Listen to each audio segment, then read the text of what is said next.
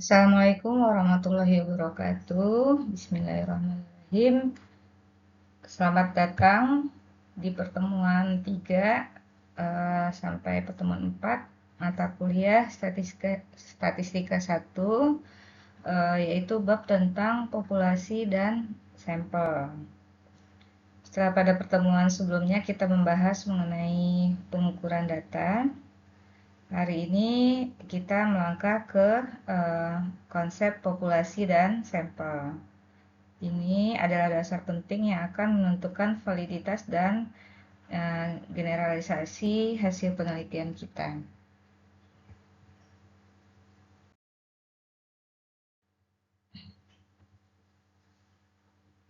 Untuk sesi kali ini kita akan membahas beberapa poin krusial yang terangkum dalam lesson outline ini. Kita akan mulai dengan memahami apa itu populasi dan sampel dalam penelitian bisnis.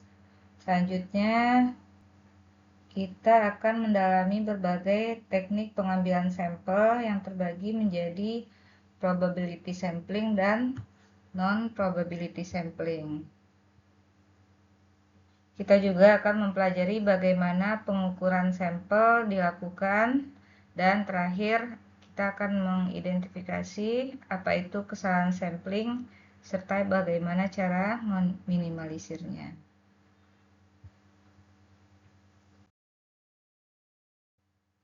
Setelah mempelajari bab ini, diharapkan mahasiswa dapat menjawab dan menjelaskan tentang satu, apa yang dimaksud dengan populasi dan sampel, kemudian bagaimana cara menentukan sampel pada sebuah populasi, lalu bagaimana cara menghitung sampel.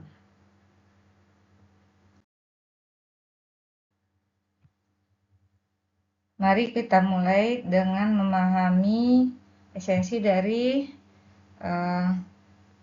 representing a population, yaitu mewakili sebuah populasi. Dalam statistika, populasi diartikan seluruh serangkaian kasus dari objek yang diteliti dengan dibatasi oleh kriteria tertentu. Ini adalah keseluruhan kelompok yang ingin kita tarik kesimpulannya populasi ini. Oleh karena itu, namun seringkali populasi ini terlalu besar untuk diteliti secara keseluruhan. Oleh karena itu, kita menggunakan sampel. Jadi, sampel itu diartikan sebagai bagian yang mewakili dari populasi dengan karakteristik objek penelitian yang sedang diselidiki. Dengan mengambil sampel yang representatif, kita bisa mendapatkan gambaran yang akurat tentang populasi tanpa harus mengumpulkan data dari setiap individu. Ya, jadi sampel itu digunakan untuk mewakili populasi dalam sebuah penelitian.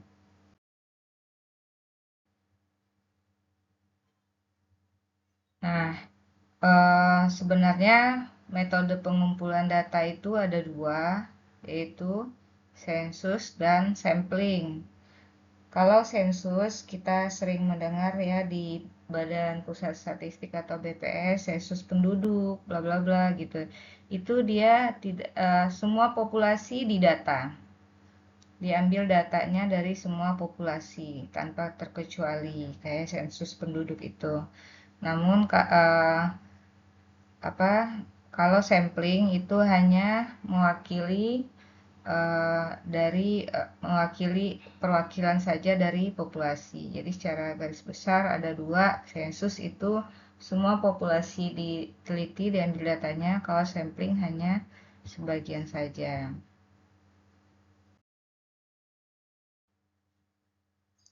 Untuk menguji pemahaman awal kita, mari kita lakukan quick check ini. Jika sebuah sekolah mempunyai 200 siswa, Nah, mana yang betul dari pernyataan ini? Populasi adalah 200, sampelnya bisa jadi 220, terus menanyakan sampel akan lebih cepat dibanding dengan populasi. Mana saja yang betul dari pernyataan ini? Oke, yang betul adalah yang pertama dan yang ketiga, yaitu populasinya adalah 200. Kalau sampel nggak mungkin lebih besar daripada populasi. Harusnya sampel misalkan 190, 150, atau 100, dan lain-lain. Jadi ini salah. Yang ketiga, menanyai sampel akan lebih cepat daripada menanyai populasi. Betul.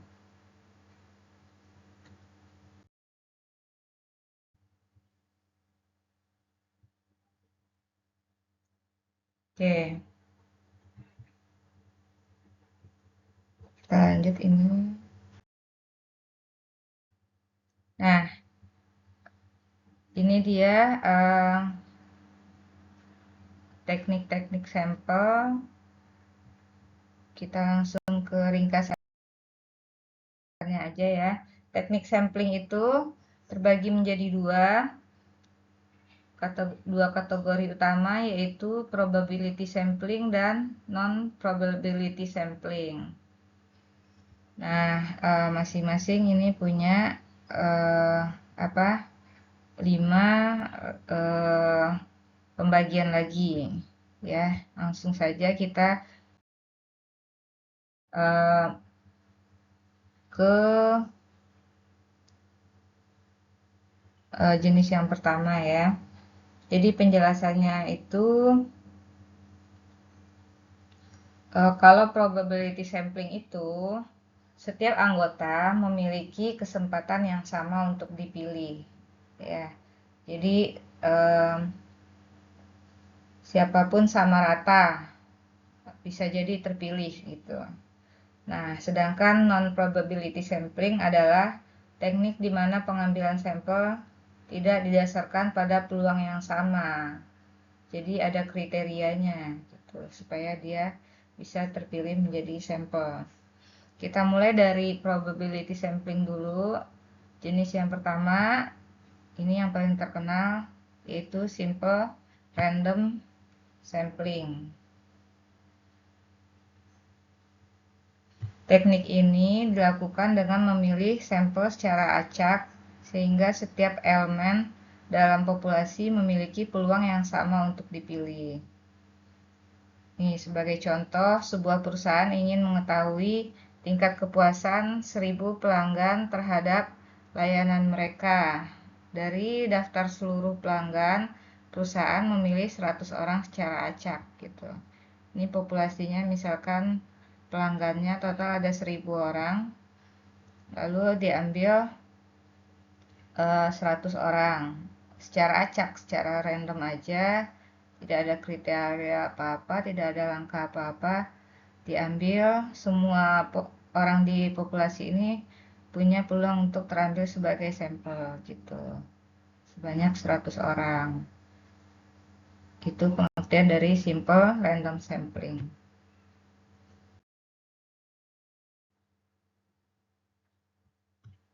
Oke, jenis yang kedua yaitu stratified random sampling. Metode ini digunakan ketika populasi memiliki subkelompok yang berbeda dan kita ingin memastikan setiap subkelompok terwakili secara proporsional dalam sampel. Ya, misalkan ada, jadi membagi populasi dulu menjadi subkelompok. Nah, nanti kemudian mengambilnya secara acak dari masing-masing kelompok ini gitu. Misalnya contohnya ini, sebagai contoh pada minat pembeli produk susu menurut jenis kelamin, sampel yang dipakai adalah 100 orang.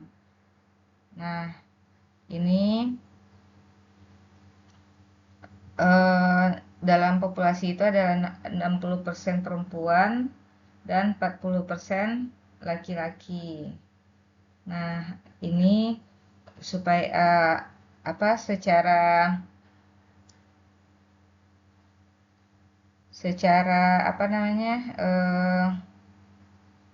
keterwakilan sampel akan terdiri dari 60% perempuan dan 40% laki-laki, seperti itu. Jadi dipisahkan dulu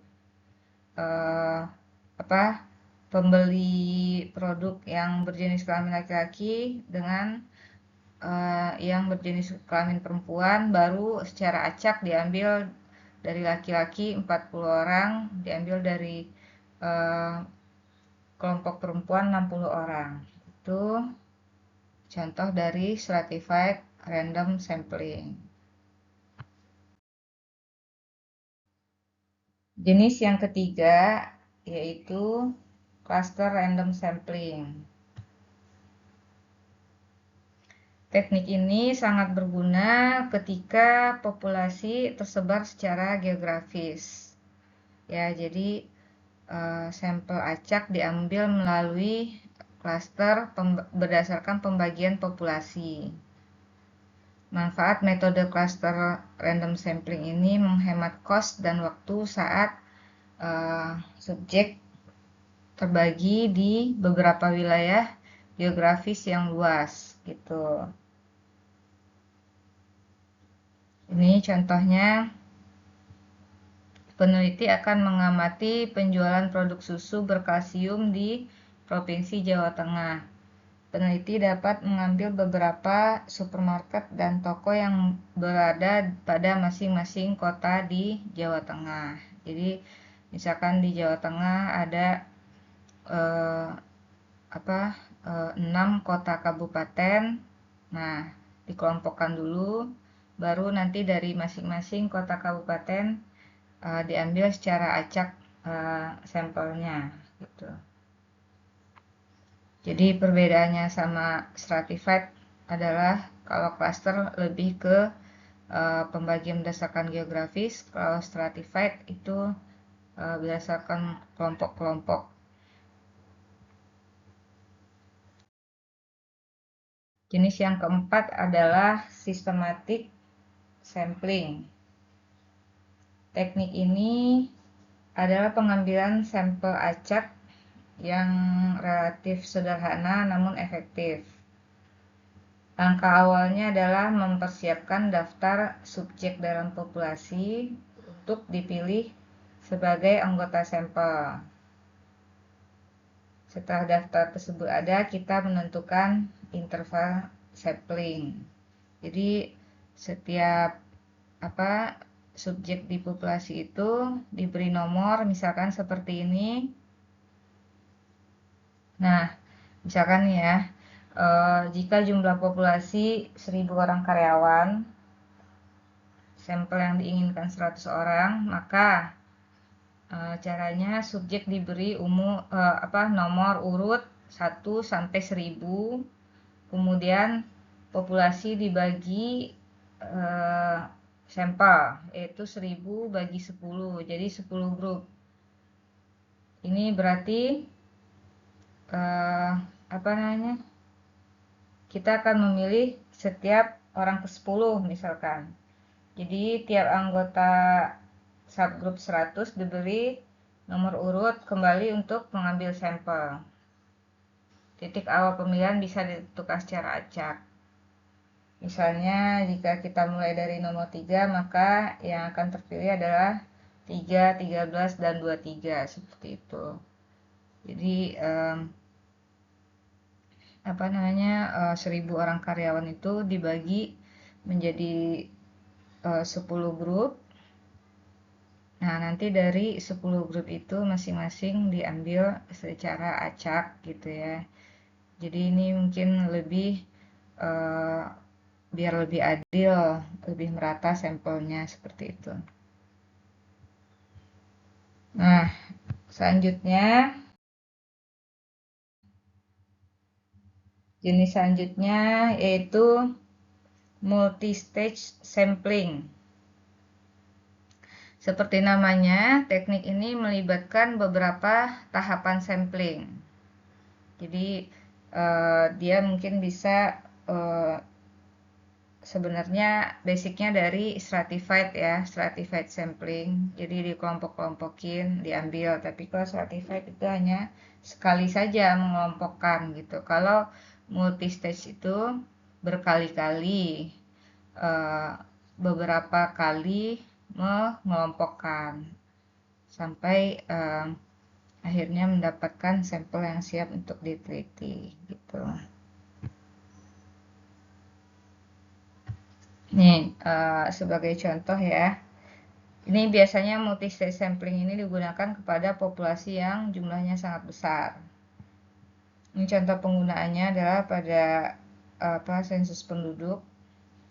Bagi populasi menjadi beberapa kelompok, bagi lagi menjadi subkelompok berdasarkan kesamaan yang dimiliki. Kemudian yang ketiga, proses pembagian dapat dilakukan hingga lebih dari 3 kali gitu. Setelahnya peneliti dapat menarik sampel dari pengelompokan yang paling terakhir itu yang terbawah gitu. Ini contoh dari gambarnya juga sudah tergambar ini dari satu negara, kemudian ke negara bagian, dibagi lagi ke kota-kota, kemudian dibagi lagi ke kampus-kampus gitu. Nanti baru terakhir dari masing-masing itu misalkan diambil 3 orang seperti itu.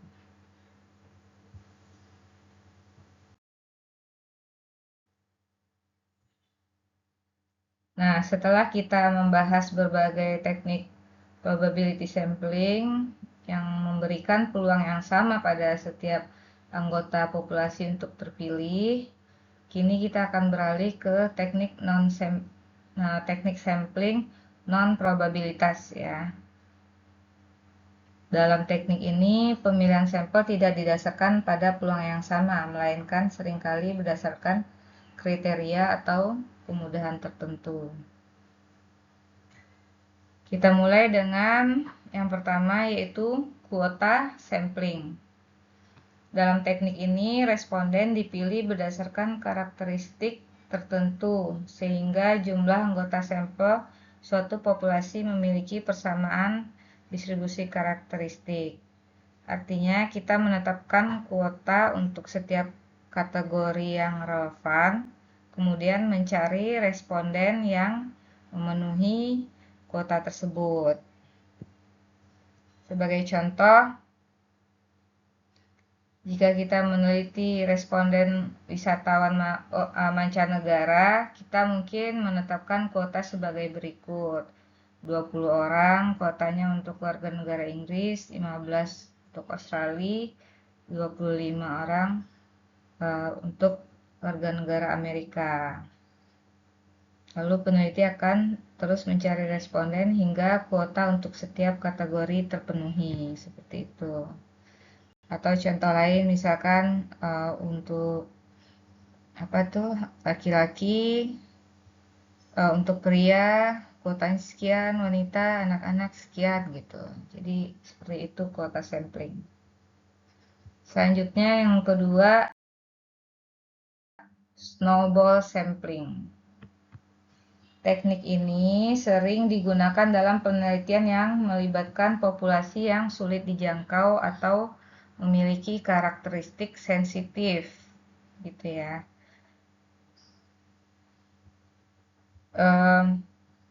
Biasanya snowball sampling digunakan untuk penelitian mengenai hal sensitif dan menyangkut privasi, sehingga sulit untuk menemukan sampel yang mau terlibat. Contohnya penelitian tentang penderita HIV, kaum waria, transgender, dan lainnya. Jadi cara melakukannya adalah dengan menemukan sampel pertama, kemudian meminta rekomendasi sampel berikutnya kepada orang tersebut, begitu pula dengan selanjutnya hingga kebutuhan survei sudah terpenuhi. Jadi seperti namanya, seperti snowball. Bola salju itu awalnya kecil banget, digelindingkan terus, lama-lama menjadi besar gitu. Jadi dari satu sampel merekomendasikan sampel berikutnya misalkan dia butuhnya 50 orang sampai dapat ke 50 orang. Ini seperti di gambar ini, satu orang merekomendasikan 2, nanti dia merekomendasikan lagi 3 gitu ya, sampai didapat jumlah yang diinginkan.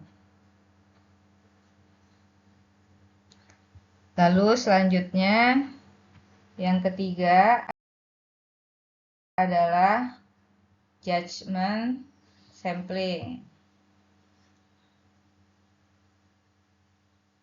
Nah, ini adalah strategi pengambilan sampel dengan men-setting subjek tertentu untuk sengaja dipilih agar memberikan informasi yang dibutuhkan peneliti.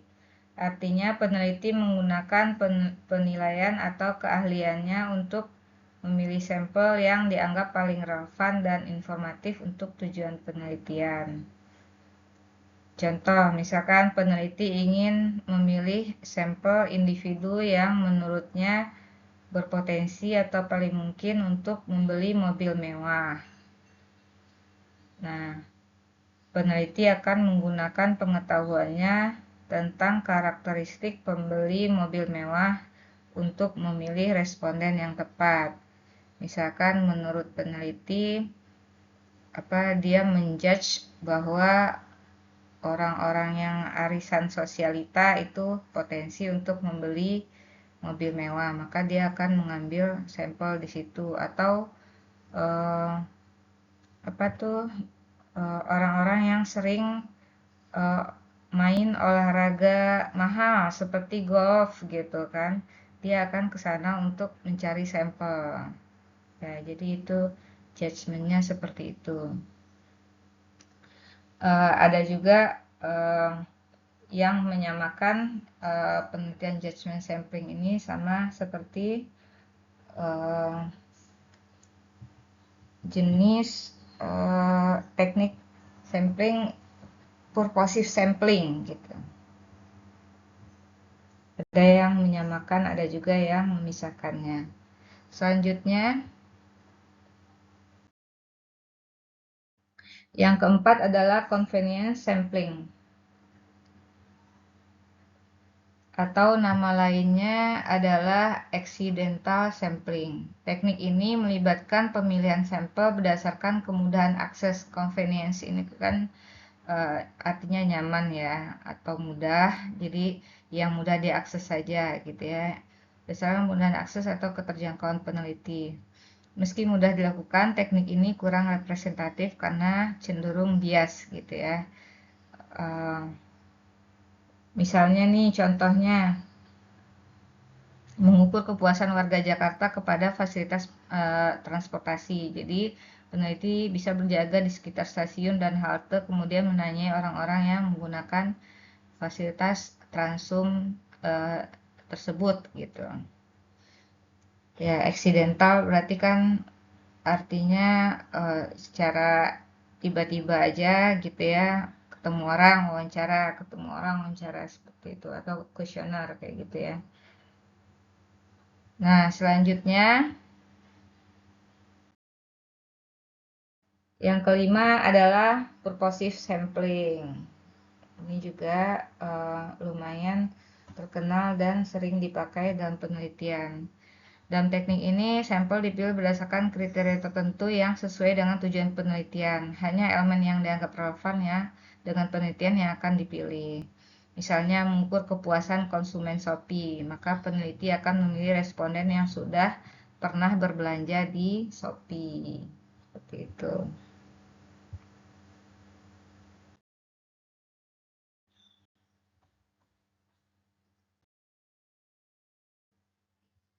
Oke. Nah, ini beberapa kuis. Nah, ini sedikit kuis untuk menguji seberapa paham Anda dengan 10 teknik sampling tadi ya. Tentukan ini jenisnya. Nah, untuk skenario yang nomor 1, yang pertama, sebuah perusahaan melakukan survei dengan memilih 150 karyawan secara acak dari seluruh divisi perusahaan untuk menilai kepuasan kerja mereka. Setiap karyawan memiliki kesempatan yang sama untuk terpilih. Coba tulis ini jenisnya apa. Yang kedua, seorang peneliti ingin mempelajari kebiasaan makan di kota tertentu. Kota tersebut dibagi ke dalam beberapa wilayah. Peneliti memilih 3 wilayah secara acak dan mewawancarai semua warga di wilayah-wilayah yang terpilih. Nah, ini yang berhubungan dengan wilayah. Itu teknik apa? Yang ketiga, penelitian tentang kebiasaan komunitas bawah tanah yang underground, maksudnya yang sulit ditemukan. Dimulai dengan seorang anggota komunitas. Setelah diwawancara, anggota tersebut diminta merekomendasikan anggota lain yang juga bisa diwawancarai. Nah, ini agak spesifik tadi teknik samplingnya apa? Jawabannya nomor 1 itu adalah simple random sampling. Yang kedua adalah cluster sampling karena berdasarkan wilayah geografis. Yang ketiga adalah snowball sampling, seperti bola salju ya.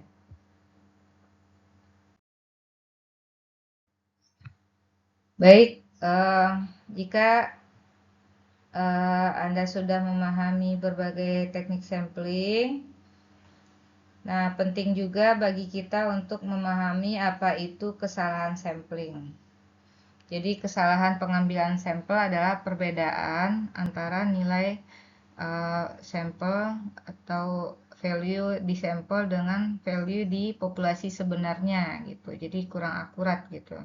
Hal ini terjadi karena sampel tidak secara akurat mewakili seluruh populasi data.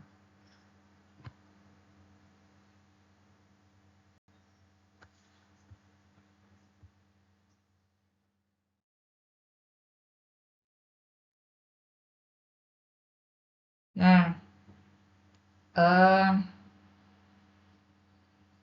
kesalahan itu tidak selalu berarti kita melakukan kesalahan dalam prosedur, tetapi lebih pada sifat sampling itu juga gitu ya. Jadi dalam kesalahan sampling itu ada beberapa jenis kesalahan sampling yang bisa terjadi.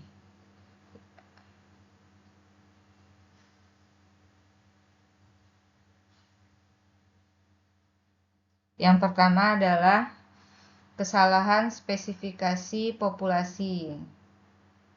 Jadi ini terjadi ketika peneliti tidak tahu secara pasti siapa yang harus disurvei. Gitu ya. Terkadang peneliti tidak akurat menentukan mulai dari populasinya aja sudah salah gitu. Nah, kemudian yang kedua adalah kesalahan bingkai sampel. Ini terjadi ketika peneliti salah menargetkan subpopulasi saat memilih sampel. Jadi ini mengelompok-kelompokkan dari populasinya itu, memecah menjadi subpopulasi, itu ada kesalahan. Yang ketiga, kesalahan pemilihan. Terjadi saat responden memilih sendiri untuk berpartisipasi dalam penelitian gitu. Respondennya yang menawarkan diri untuk berpartisipasi dalam penelitian. Peneliti dapat mengendalikan kesalahan seleksi dengan meminta tanggapan dari seluruh sampel. Hanya mereka yang berminat yang akan menanggapi. Yang keempat, kesalahan pengambilan sampel. Ini terjadi karena adanya perbedaan dalam representasi responden. Ya, jadi ini terutama terjadi ketika peneliti tidak merencanakan sampelnya secara cermat gitu.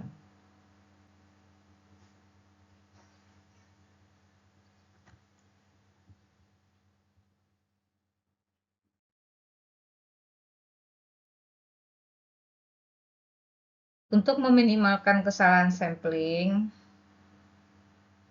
kita perlu memperhatikan langkah pengambilan sampel yang sistematis, gitu ya.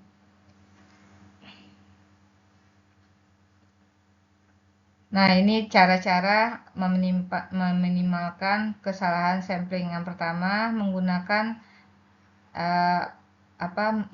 teknik pengambilan sampel yang tepat. Jangan sampai salah mengambil teknik, misalkan dari 10 teknik sampling yang sudah dipelajari tadi itu, pilih mana yang kira-kira ini paling cocok nih untuk penelitian ini gitu. Yang kedua, meningkatkan ukuran sampel. Jadi semakin banyak jumlah sampel itu semakin mendekati akurat gitu. Misalkan populasi 1000, kita karena males menyebarkan kuesioner, kita ambil saja 10 atau 20 orang, itu sangat tidak mewakili sekali gitu. Jadi bisa, kalau yang diteliti 500 dari 1000 itu makin meminimalkan kesalahan sampling, jadi makin mendekati akurat gitu. Yang ketiga, stratifikasi populasi. Jadi supaya terwakilkan dari semua sisi populasi, itu sebaiknya adalah di populasi dibagi menjadi kelompok-kelompok, jadi terwakilkan semua suara dari populasi tersebut.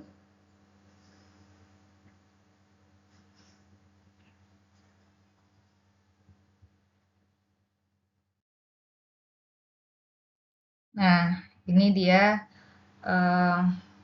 langkah-langkah pengambilan sampel yang sistematis ya, supaya meminimalkan kesalahan sampling tadi. Pertama, tentukan target populasi dengan jelas, gitu ya. Siapa atau apa yang ingin kita teliti, apakah relevan dengan tujuan penelitian kita, gitu. Kemudian yang kedua, siapkan kerangka sampel, yaitu daftar semua elemen dalam populasi yang bisa kita akses, gitu. Ketiga, tentukan teknik pengambilan sampel yang tepat.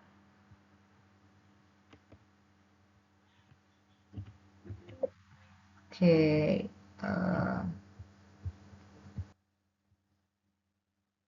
terus selanjutnya mengumpulkan data, tentukan ukuran sampel yang memadai, kemudian mengumpulkan data dengan benar, lalu terakhir menilai tingkat respon dengan tepat gitu. Selanjutnya kita akan masuk ke bagian penting, yaitu menentukan sampel, rumus untuk menghitung jumlah sampel ya. Jadi jika sampelnya itu jumlah populasinya diketahui dalam suatu penelitian itu, maka untuk menentukan jumlah sampelnya kita bisa menggunakan rumus Lovin. Ini rumus terkenalnya. Nah, misalkan nih contoh penggunaannya, kita ingin meneliti kepuasan pelanggan terhadap suatu produk dengan populasi 1000 orang.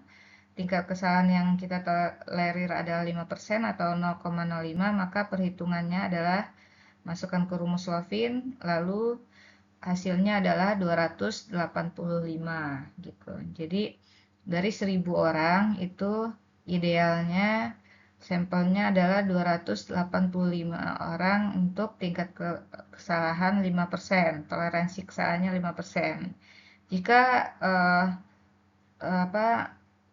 kita ingin sampel yang lebih kecil lagi, itu berarti tingkat kesalahannya dibesarkan 10% gitu. Bisa jadi nanti jumlah sampelnya hanya 100 orang gitu.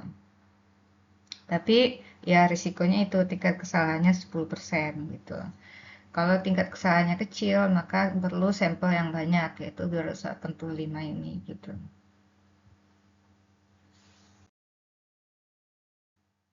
Selanjutnya untuk menentukan ada tadi selain rumus Slavin juga banyak ya yang lainnya, tapi kita pelajari satu itu aja yang paling terkenal untuk jika kondisi populasinya diketahui. Nah, sekarang yang kedua, jika jumlah populasi tidak diketahui, maka menentukan jumlah sampelnya bisa pakai rumus Lemchow.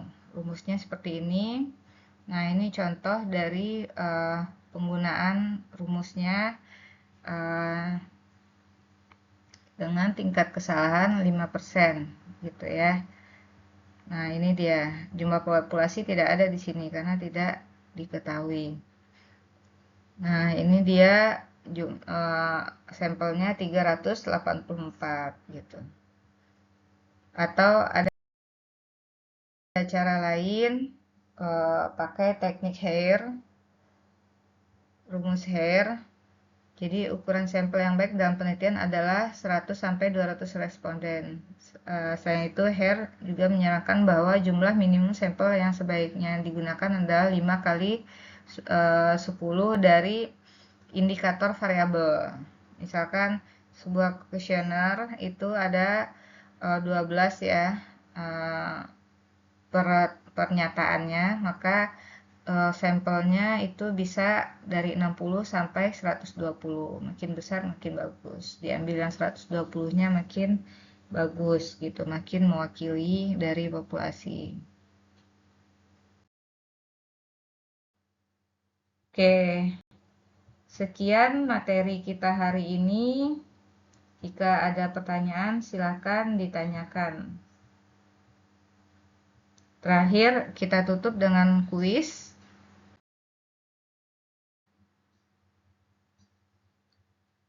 Nah, ini peneliti ingin mempelajari kebiasaan belanja online mahasiswa di kampus. Peneliti membaginya berdasarkan jurusan lalu mengambil sampel secara acak dari setiap jurusan agar semua jurusan terwakili. Ya, jadi ini ini nanti dari 3 ini tentukan teknik sampling yang akan digunakan pada setiap skenario ini. Nah, selanjutnya ini soal untuk menghitung ukuran sampel.